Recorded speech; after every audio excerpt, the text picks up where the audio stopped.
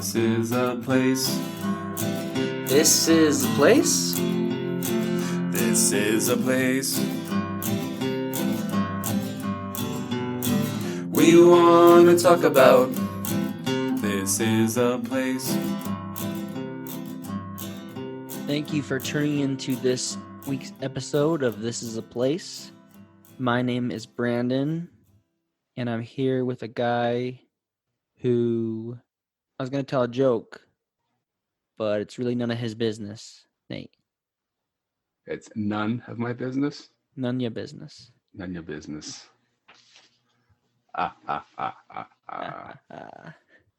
So we're kind of doing a little unconventional right now. But this episode is actually about a real spooky place. And it is called St. Anne's Retreat, or the Nunnery. And it's in Logan Canyon. And what is this place? There is a lot of theories on what this place is. A lot of people say this is where pregnant nuns went to have their children, or the priest would send the nuns there to have their children, and then they would drown the children in this pool, or all sorts of theories about the atrocities that happened at this place. Is any of it true? Probably all of it. Right. Is it on the internet? Mm-hmm. Then it's true. Everything on the internet is true. We've gone over this before, Brandon. But this place has been around for a long time, right? Yeah, so it started with some Mormon settlers, as most things in Utah do. Brigham Young sent them up there to find a site for a fort in Cache Valley. So it's 3 acres of land that was had a campsite built in 1910 by the prominent Logan businessman Hezekiah Eastman Hatch. So 1951, the family that owned it tried to offer it to the Church of Jesus Christ of Latter-day Saints, and then they tried to offer it to Utah State. Nobody wanted it, but the Catholics did want it. The St. Thomas Parish in Logan took over and named it St. Anne's Retreat, where nuns periodically would occupy it, almost in seems like a convent type sort of setup. So that's where the nunnery comes into play. I can't tell you where all the myths and rumors about it came in, but as most things do, there was probably something that started it and Just it grew spiraled it out of control. So you, Brandon, was about a month ago, you were up in Logan, Mm-hmm. and you messaged me and said, hey, we should do this St. Anne's retreat. I didn't really even know what it was. So I did my Google search, and it pulled up that there was, it's called Ghost Adventures episode on it. Mm-hmm. And you said that you'd seen the episode already. So I watched the episode. You watched it before I did. So we watched the Ghost Adventures has the story of when a bunch of teenagers went up there in October of 1997. And one of the teenagers was on the show for Ghost Adventures, right? So we also decided to harass him and have him So come on to our show. Exactly. So we reached out to him, and so we got a chance to talk with one of the teenagers who was held hostage at this nunnery and was also featured on Ghost Adventures. Well, today we're joined by Tito, who had a firsthand experience at St. Anne's Retreat, and he was nice enough to come on to the podcast and talk to us a little bit about it and give us his experience. Tell us a little bit about yourself, Tito. Well, I am an old man now. I was a young lad when all this happened. I'm a family man. I have lived a fun, meaningful life, in my opinion. Did the typical Utah things growing up, chasing girls. Can't let my wife hear that part. I mean, but went to college, joined fraternities and joined a fraternity. And then after college, just lived up and down California for like a year and a half or so, just to not do anything, taking dumb, meaningless jobs and stuff, and came back home, straightened up a little bit, and started working and still chased some girls, then found the right one and had some kids and got married. And so, typical Utah life, I think. Enjoy time with my family now, and my dog, my fur baby, my pit bull, she's my sidekick. Love that thing. Love the outdoors. Love the city too, but I really love Utah. I love the four seasons of Utah, and I love going up the mountains and taking off my shoes, getting the earth underneath my feet, and just feeling it for, to recharge my batteries and stuff. So, do we have 4 seasons here in Utah? More like 2.5. Yeah. I think that kind of ended. Never mind. So I like 2.5 seasons is what I meant to say. Especially this week, right? It went from 70 degrees to snowing. Right. Night. So do you have kids? Did you say you have kids? I do.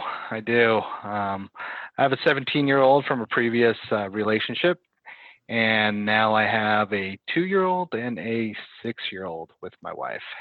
Oh wow! And our fur baby, the fur baby. Fur baby is key, a big part of our life. So you're a busy guy. She's busy. I just work and pay bills. She's a stay-at-home mom, and she's also a full-time student. But I think we're equally busy especially with the 2-year-old. So if you look closely, well, you don't even have to look closely. You can see the bags. It's payback, right, though, for what we did to our parents growing up. They went through the same thing. Yeah, and I hate saying it, but my parents were right. The whole, you'll see when you grow up, blah, blah, blah, when you get older and have kids, So the cliche, right? Yeah. And it's hard for us to tell kids, trust me, when you get older, you'll understand. Right. Just a circle of life. Yep. And going with that, you kind of touched on, you had your days in college, having fun, joining the fraternities and everything, and maybe gave some stress to your parents with this experience you had, right? Right. So tell us a little bit about what happened. So at the time, I'm 40 years old. So when this happened, I just barely turned 18. So my birthday's in July, and it happened in October. So I was only 18 for a couple months, and me and 3 of my friends got a 2-bedroom apartment because we were adults and super cool, We had a couple friends that were still in high school, that were 17 years old, a year younger than us and stuff. And they'd come over to our apartment because it was like 2 blocks away and Slough School and stuff. Well, there's this local legend up in Logan, the nunnery. It's been going on for decades.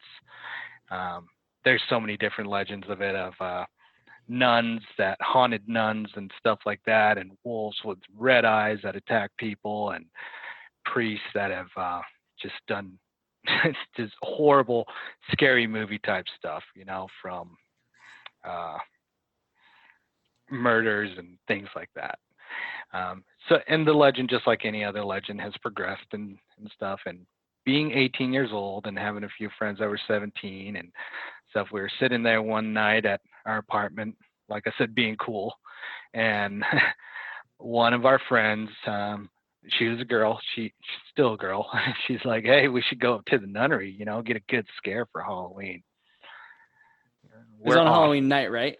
No, it was I want to say 2 weeks before Halloween or something, but still in that time. Yeah, it sets the mood, and we're still young and immature, and we're just like, yeah, let's do it. We're so cool. And so we load up the cars and stuff. We take 2 cars up there, and there's, how many was there? 6 of us? six of us, I think. Yeah.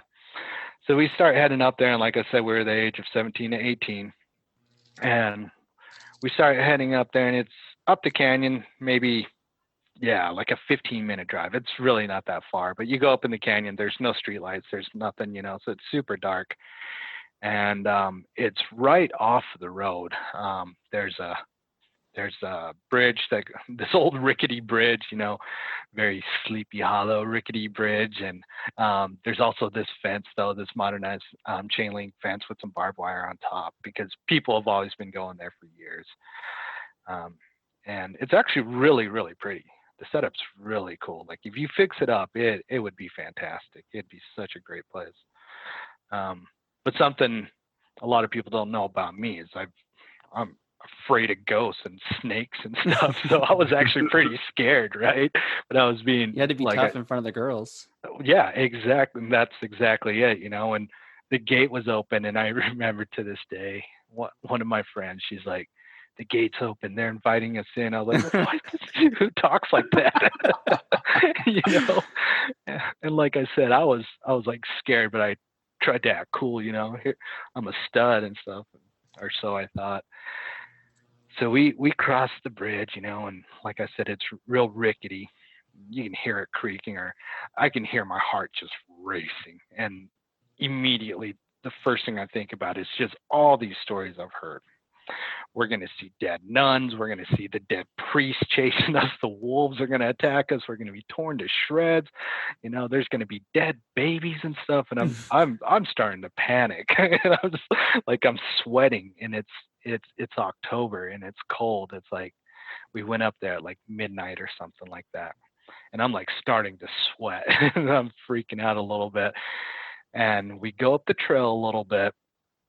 And keep in mind, there's like no traffic going around. So it's just us, and it's completely dark. And the tree cover, the canopy completely blocks out all of the moon and the stars and stuff. So it's just dark. And we have this little flashlight. So I see the swimming pool, and it's empty. I'm like, oh, well, I'm going to be brave, So I jump in. I say, no, dead babies, because that's one of the myths, right? And one of my friends is like, hey, did you hear that? I was like, whatever, these guys are messing with me. And I'm in the back corner of the swimming pool. Like I said, it's empty. It's, it's one of those progressive pools. It goes from 3 feet to like 8 feet or something, It slopes in and stuff. And they're like, no, I think I heard something in the bushes. I was like, whatever. Deep down inside, I was actually really nervous. I was like, what are these guys doing? If they run and try to like scare me, I'm killing everyone. All that manliness just goes right away. Yeah. Like I said, there's two things I'm afraid of: snakes and ghosts, right? So I'm sitting there, and all of a sudden we hear this bang, bang, get on the effing ground. Like, whoa, what is this? And I look up from where I'm standing in this empty pool. And like I said, I'm like at 7 or 8 feet on that end. And there's this dude with a flashlight on his gun, and he's pointing it at all my friends. And he's shooting it in the air, and he's like, get on the effing ground. I was like, oh my gosh, this is like a drunk hillbilly or something up in the mountains or whatever. Just, he's freaking out. And two other guys coming out of the bushes, and they start throwing everyone on the ground, girls and guys alike. I'm just like, whoa, what is going on? And he's like, where's the other guy? Where's the other guy? I start crawling out of the swimming pool, and he turns around, he puts his shotgun right to my face. Oh, and there's a flashlight tied to the end. I couldn't see, like, my eyes are like squinting. It's like, whoa, don't shoot. And he's just cursing up a storm. Get out, get on the effing ground, this and that. I was like, whoa, okay. And so I'm crawling on my hands and knees. Like, I pull myself out, and I'm crawling on my hands and knees. And he yells at one of the guys. He's like, hog tie that SOB, I'm like, what? He's like, hog tie him. So the guy comes up, and he puts some zip ties on me behind my back. And then he puts some zip ties on my ankles, and then he connects them. Oh, and geez. He like grabs them, and I just yell. My shoulders, my left shoulder popped, And I just screamed. I was like, ow. And my friend, he's like, hey, leave him alone. He didn't do anything. The dude gets up and he's like, go shut that. And he used a racial slur for an Asian. And he goes up to my friend. And like I said, it's completely dark. And I got a mouthful of dirt. I'm hogtied. And I glance up and he puts his gun to my friend's head and he pulls the trigger. Boom. And I just see this flash. I'm like, oh my gosh, this dude just killed him. And then I hear my friend, he's like, I'm so sorry. I'm so sorry. I'm like, oh gosh. Okay, he didn't kill him. Like he shot it right next to him. Wow.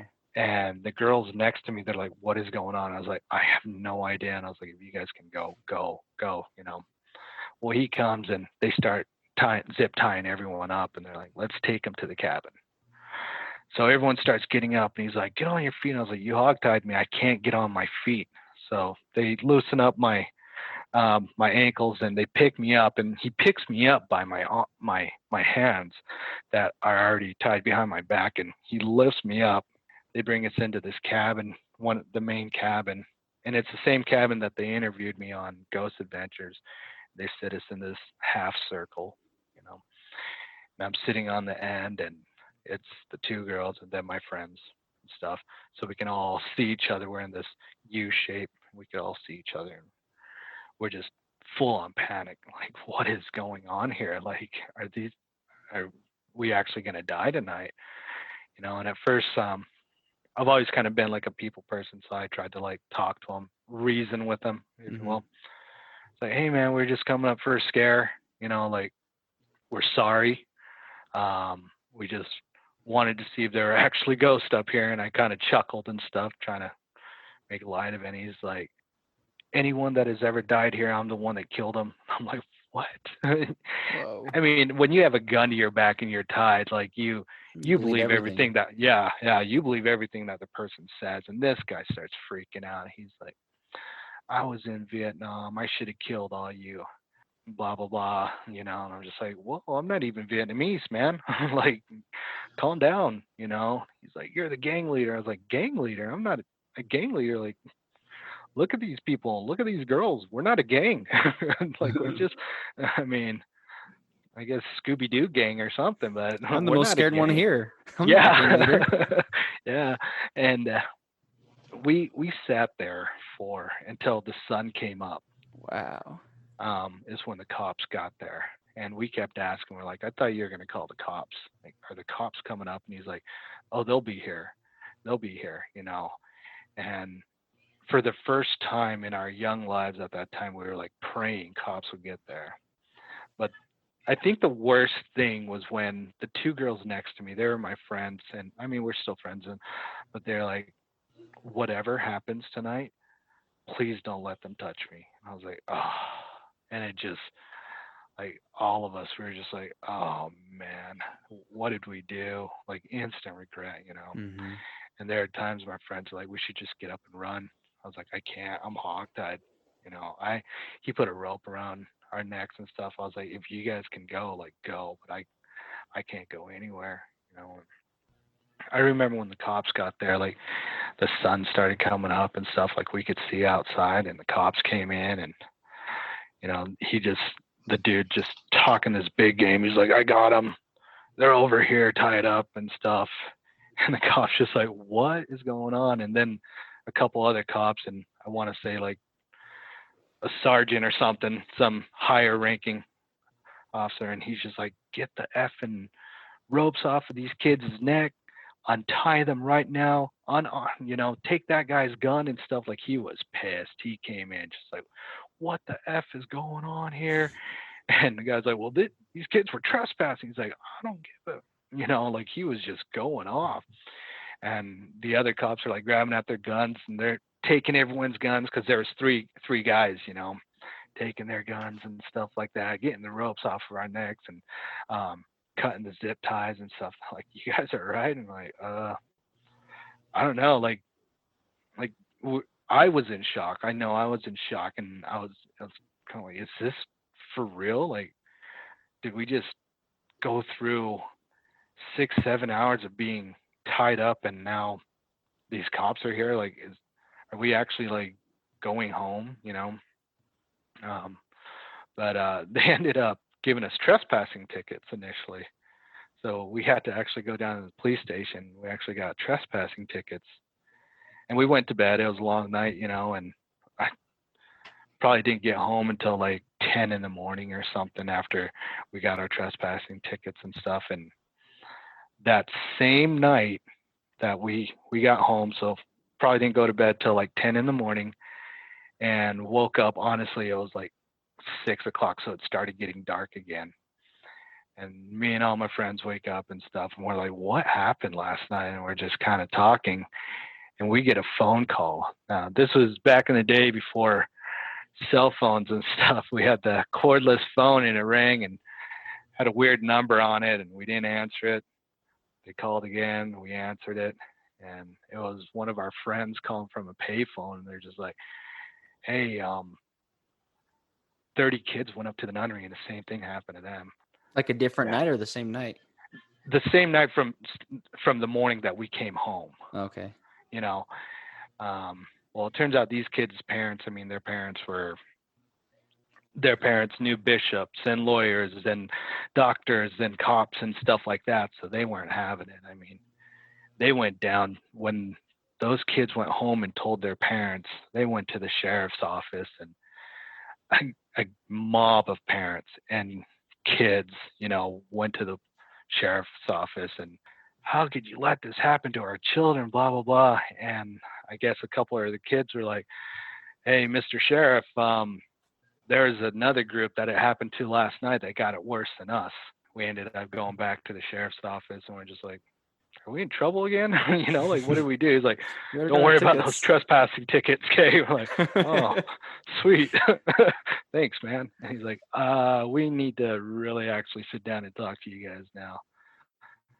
So we gave him the whole spiel about everything that happens, and he's just like, okay, we're going to go make some arrests, basically. So, yeah, they got arrested for like aggravated assault.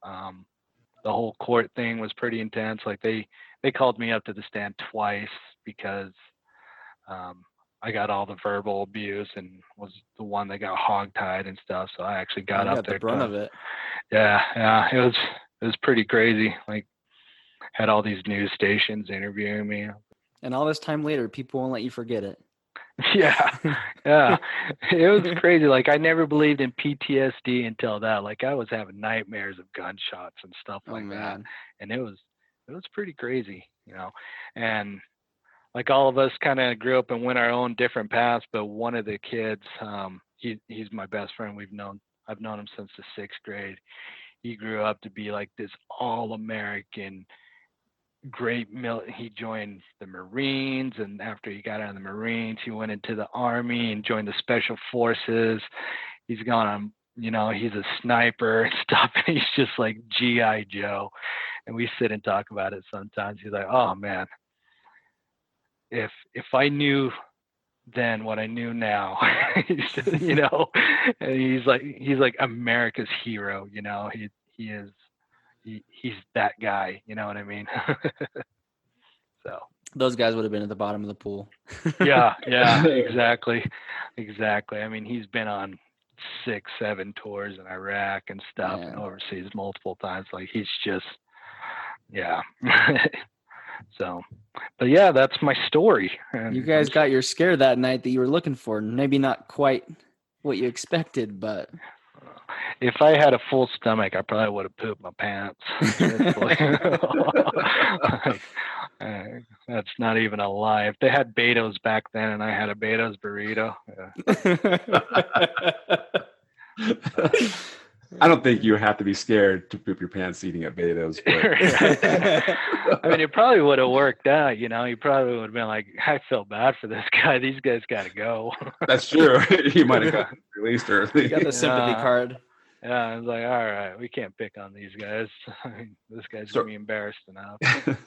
Are you able to tell us what happened to the 3 guys or what the outcome was? They ended up going to prison. It was crazy. It was such a crazy scene in court,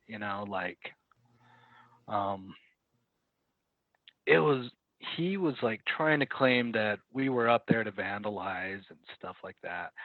And even their attorney, this was weird. Like I'm up there on the stand, and their attorney's like, "What were you wearing that night?" I was like, jeans and a hoodie." And he's like, "No, like, tell me exactly what you were wearing. Like, what kind of shoes?" I was like, "And weren't you wearing a hoodie?" I was like, "Yeah, it was a white Adidas hoodie." So, "Were you wearing a bandana?" I was like, "Yeah." And the judge was like, "What are you getting to?" He's like, "Well, these kids are gang associated or something like that, and they were probably up there for no good." And the judge was pissed. He's like, no, you ever say anything like that again in my courtroom, you're out of here, you know. And he even looked at the guy. He's like, "And you'll have to find a new attorney." But when it came down to it, like, they pleaded down and stuff like that. They ended up getting locked up. I can't remember for how long and stuff like that. Were they actually like security for the property, or what was their business even being there? So I guess they were security for the property. If I understand correctly, I'm not 100% sure. I don't know, like, the laws of being security, but I guess they weren't certified or licensed to be able to carry weapons to do that type of security, and they weren't supposed to tie anyone up or anything like that. They were actually just supposed to turn people away. Something. I guess that's what it was. I mean, it was a long time ago. My memory's not as good as it used to be, but I feel like that was probably what it was, you know. Even if 3 adults came up to you in the middle of the night there and just tried to turn you away, I think you guys would have complied. All the stuff they did was a little unnecessary. That was my thought too. You say, "Hey, you guys leave." I'd be like, "Okay, we're out of here." Yeah, like I think I would have done the same as an adult, and other adults were telling me about, "Oh yeah, I'm not supposed to be here. I'm out of here." Yeah. Like, they could have sat in front of the gate in lawn chairs, and we wouldn't have even stopped. We would have just drove by, you know. But it was. You would have been relieved. Almost. Yeah. I'm like, "Oh, cool. We don't have to go in that haunted place now." Later, but. It was almost like they wanted to capture people. I mean, they left the gate open. Right. And you also brought up the point too that the sheriff would ever lecture them with you guys, but yet they still go and do it again that next night. Yeah. So I think you're right. There was intent, right? Yeah, they put all 30 of the kids in the swimming pools, and I guess they just circled around them with their guns and stuff like that. But once again, if they would have just sat in front of the gate, it's like, "Hey, no trespassing," guarantee no one would have went through, you know. I agree. They were having their version of fun, sounds like. Yeah. That dude was so pissed. He was so pissed. I don't even know what I did to him, but that guy was pissed. Wow. So pissed. So you went back for the Ghost Adventures episode. You were interviewed in the cabin. Have you had any desire to go back and visit since, or? I don't mind going up there. And you know what? That whole Ghost Adventure thing, I don't believe that place is haunted one bit. Yeah. I think it's beautiful, man. It's and this is coming from someone that does believe in ghosts and is afraid of things like that, things that I can't answer. But maybe those other people had different experiences up there, but I didn't see all the things that other people saw. I didn't get all the feelings that other people felt. And it's actually a really gorgeous setup up there. You know, if it was like fixed up, it has a swimming pool up there, it has running room for kids and families and stuff. It used to be a resort, basically. Yeah, I would go up there. Well, we actually met he wasn't the owner, he was like the spokesperson or something for the owner, and he's like, "The reason we're doing this is hopefully we can shed some light on this place and people not think it was haunted." But that kind of backfired because the guys on Ghost Adventures, they will word their questions in a way where people are just saying whatever to get their camera time, kind of thing, you know. Like, I'm sitting there watching some of these guys, and if they listen to this podcast, they're probably gonna be pissed at me, but I don't know who they are. Whatever. But, like, I was listening. They'll definitely listen. We're pretty famous. Nice. This is gonna be the one that takes you there. Exactly. To 9 listeners instead of 8. But yeah, they said some things, and I'm just looking at them like, dude, what are you talking about, man? Like, what is this? I just You got know? assaulted. I didn't get haunted. Yeah. I mean, they even asked me, the host, he was like, so Tito, tell me, did he look possessed to you? I was like, I don't know what a possession looks like, man. I've never seen one, never heard one, never been around one. You know, he's all, well, you've seen movies, right? I was like, oh, well, yeah. I mean, his head didn't do a 360, you know? So it's like, Right. I guess Did he look he did. psychotic? Yes. Yeah, yeah. And he's like, well, were you scared? I was like, yeah, I was scared. I was terrified. I had a gun to my back for 7 hours and I was hogtied, man. I was terrified. But it's funny how they interview you and he's just kind of like setting it up. And I was like, what is this? What are you doing? So I had to like take a second every time I was going to answer. But all these other people, when they're answering, they're just, oh yeah, ghosts, demons, 100%. wolves, nuns. That guy was definitely possessed. Yeah. Hellhounds everywhere. Yeah. I was like, what? Like they brought a psychic up there. And this lady Mhm. gets out of the car and she just starts yelling 3. I was like, what is this? So you were there for that? Yeah, and I was like, what? She like walked past and she's like 3, 3, 3. I was like, what are you saying? You know, and he's like, 3 what? And she's like, there were 3 souls up here. I was like, oh my, no. What is going on here? And that was when I was talking to the spokesperson of the owners, and he's just like he was thanking me for being honest, you know, because I kept saying, I was like, I didn't see a ghost, you know, I was scared. Yeah, I was scared. I was terrified. And he's like, thank you for being honest. I mean, It was fun it's a fun episode to watch. I mean, I'm grateful for it because at least we were able to find you to have you come on, but I watch those kinds of things for the comedy of them because a lot of it's like, yeah, that's like it came on and I knew right then it was 100% legit. Right. I mean, when he was interviewing me, it has put a different perspective on when I watch those types of shows, right? And the editing power that they have, because you sign away what you say and that they have all rights to do whatever they want to it, you know. And as he's interviewing me, there's the camera crew. We're in the cabin. He's sitting right next to me. And he's like, so tell me your story. And I start telling the story just like I'm telling you guys. And it's in the middle of the day and this cloud cover starts coming in. I mean, it's Utah. It's nature, you know. Our 2.5 Right. seasons. Yeah, exactly. And it gets a little bit dark, not pitch black, obviously, but just it shades the sun. And we're in this cabin that has no electricity, so it seems a little bit darker in the cabin, right? And he holds up his hand, and this is the scene that they didn't show, and he's like, as Tito was telling his story, this dark mass entered the room, and I looked at it, I was like, whoa, it's cloud cover, man. And he's still holding his hand up like this, you know. And his camera crew's like, yeah, Zach, it's just the clouds. And he goes, keep filming. And I was like, no. And he looks back in the camera and he goes, as Tito was talking about his horrific or blah, blah, blah, up in the nunnery, this dark mass came into the room. Like, oh, this is how we're doing this. And right then I was like, okay, I need to be real careful how I answer everything now. I was like, no. Zach, come on. Like it's called a shadow. Yeah. Peter Pan will teach you about those if you like. But I get it now that I watch that show. Like, there's so many people trying to get like their minutes of fame. I mean, even the people that they're interviewing from Logan up there, they're like, oh yeah, I've been scratched and I feel like something's standing on my chest. I was like, well, maybe you should quit smoking, man. You smoked a pack of cigarettes and walked up a hill.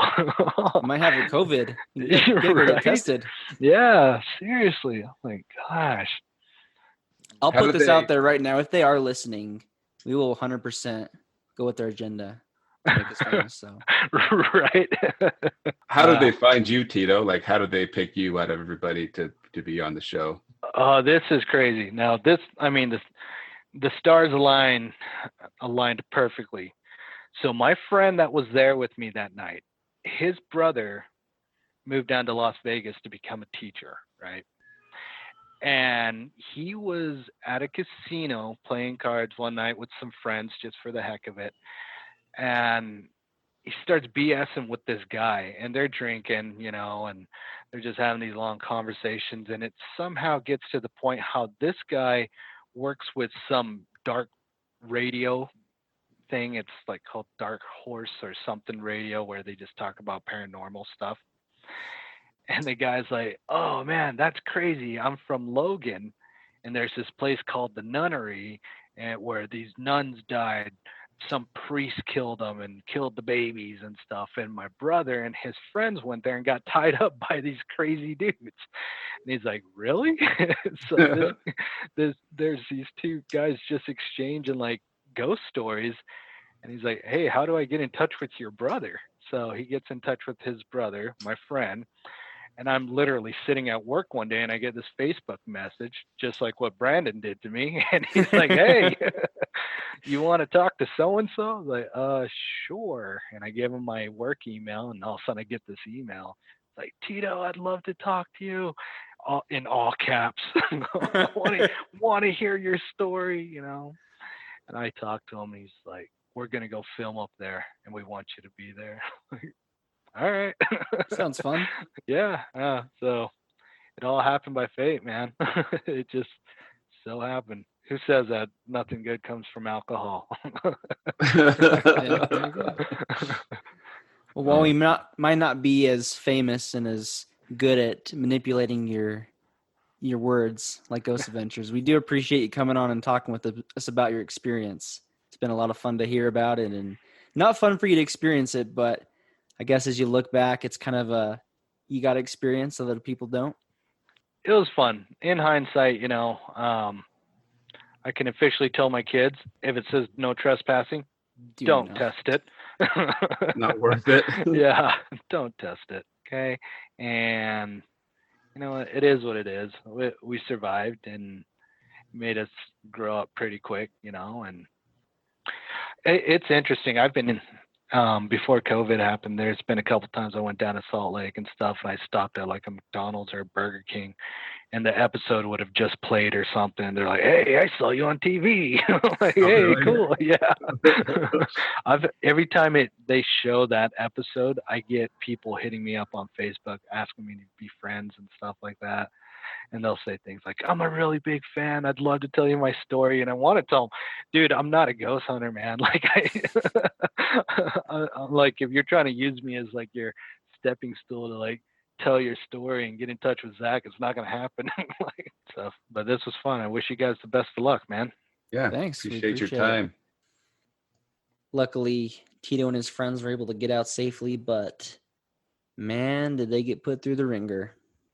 I mean, Tito and I are the same age, so I could only imagine back then in 1997, 98, just, you know, not having the cell phones. You couldn't like text somebody and say, "Hey, we're being held hostage," or anything like that, and just being scared, even though there wasn't ghosts scaring them, but having a gun pointed at you is scary to anybody. Not a fun thing. And one thing I wanted to bring up is, have you ever been up in the woods, so to speak, or the canyons where there are no, like you said, street lights and stuff like that, just when it's pitch dark? And if you're, you know, it's scary being out in the woods like that when it's pitch dark, even with just a couple friends. But add the factor of the ghost stories of the place, I think I would be pretty scared to walk through there at night. I think it's fun though to speculate on all the theories they have. Like one of the big things is that there's the nun that drowned her child, that she shows up and she'll stand by the pool and hover, and some of the people that came on the episode said that they saw her. So it'd be interesting to know if anybody listening has ever been to the nunnery without trespassing. And I mean, I went and took a picture in front of the gate. I was not going to go and trespass because I like to not break the rules. Well, we haven't brought it up yet, but they do have a Facebook page, right? They sure do. And talking about back in the 90s, the technology of no cell phones. But today, they have the technology of video cameras everywhere. So if you go up there and start walking around, you better They will smile. catch you. Smile, because somebody's watching Mm-hmm. besides the ghost. I think we should say we're not advocates and we don't encourage anybody to go and trespass or vandalize. It's cool to drive past it because you can, from the road, even just see the cabins not too far off, and you can see the bridge that Tito talked about. But yeah, they're really pushing to try and make this, they don't want it to be seen as a scary place. They kind of want to restore it and have it be a place that people can go and visit. So on the Facebook page, one of the big thing is they keep trying to catch people that break in and vandalize it. Because, I mean, they cost thousands and thousands of dollars worth of damage, and it just hinders them being able to open it up to the public and make it a place people can visit. I think it would be fun or a good idea if somebody did redo the place and make it like an Airbnb type thing. And I wonder if you could even market the fact that this place could be haunted, and maybe people would want to go stay there overnight in one of the cabins. I think people like that more. Yeah, I'm gonna say I'd like have your own little Airbnb or vacation rental ghost hunt, and you might even be able to have that be one of the activities you can do is go on a ghost hunt walk or something. Or just fully embrace it and just make it a haunted house. I mean, it's already in the spooky Logan Canyon, and you got these creepy cabins. Just embrace it. Do something creepy with the pool that they have there. Like we talked about with Cindy of Rocky Point, it's like Halloween isn't just for Halloween anymore, right? It's a year-round adventure. So I think you're right. You could do a year-long haunted house type thing and even ramp it up more in October. Yeah, you could just do a full-on spook alley. So here's a thought. I wanted to bring it up a few weeks ago, but I didn't. Somebody posted on, we have a Wasatch Front realtor Facebook page that you have to be a realtor to be a part of. And it's where a bunch of people just ask questions or make comments about, they don't post like, hey, look at my listing or whatever. It's just real estate related questions. But somebody posted about a month ago saying, the owners of the house that her buyers bought did not disclose that their house was basically haunted, that had paranormal activity, and what to do. So the thing is, like, if you care to know, is that in Utah, you only have to disclose material facts of the property. So my question is, what if the law did say that you had to disclose paranormal activity, right? A buyer buys the house and the seller is buying the buyer buys the house assuming it is paranormal activity because that's what they want. And the house. Oh, I see where you're going. Yeah, but then they're upset because it doesn't have paranormal activity. Okay. The seller be in trouble then. It's like, it's the catch-22, right? Or the flip side of the coin. So anyways, just interesting thought. These ghost adventure people would be really mad if they were the ones that bought the house thinking they were going to find some scary stuff, and then it's just a normal, boring old house. You segue into some of the funny reviews that I found on this place. On the nunnery? On the nunnery. Jet said, "Come here at your own risk. You need to spiritually cleanse yourself after coming here." Oh, yeah? Alicia gives it 4 stars, said, "Love the food, but I'm giving 4 stars because the staff members were a little creepy." What staff members? Wait. Love the food? Yeah. When was that? I think they're just messing around. That can't be real. I was going to say, when was that review written? 40 years ago? Room service was marginal at best. Oh, no, this is my favorite one. Creepy, but not super creepy. 4 stars. Creepy, but not super creepy. Just a little creepy. Well, right now you can't visit St. Anne's Retreat without getting trespassed, which we don't want anybody to do. But I would say keep your eyes on it. Hopefully they can eventually restore it to its former glory, make it a cool place that we can all enjoy someday. And if you have the chance, check out the episode on Ghost Adventures, right? Is that what it's called? Ghost Adventures? Yeah, check it out with a grain of salt, right? Right. Well, hope you enjoyed our spooky follow-up for this Friday the 13th week. And also, we got somebody that's listening to our podcast in France. Can you please tell us who you are? Thank you to all our listeners all across the world, and wherever you listen to us. We're thankful for it. And keep listening. Tell a friend. Tell a family member. Hit us up on social media. And have Ben tell 2 of their friends, and their 2 friends tell 2 of their friends. And we'll all be rich someday. All of us? Well, us. Thanks for listening to This Is a Place podcast. See you next week.